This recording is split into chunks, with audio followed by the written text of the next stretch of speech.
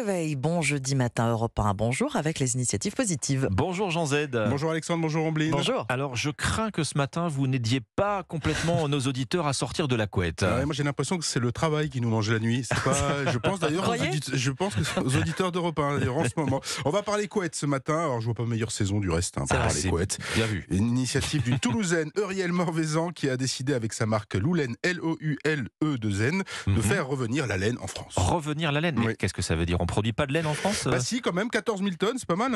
14 000 tonnes de laine sont vendues chaque année en France, mais plus de 80% se retrouvent exportés en Asie pour y être transformés. À peine 4% de cette laine est valorisée sur place, ici, faute de débouchés industriels ou artisanaux.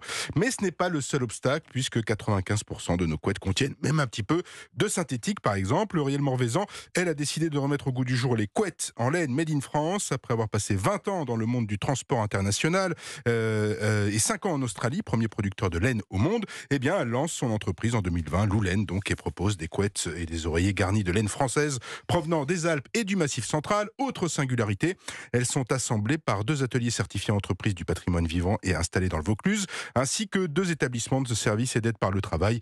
Une fabrication sans produits chimiques, C'est important. et ni perturbateurs endocriniens. Elle doit être bien chaude cette couette. Oui. Elle a quoi d'autre comme vertu spéciale cette laine?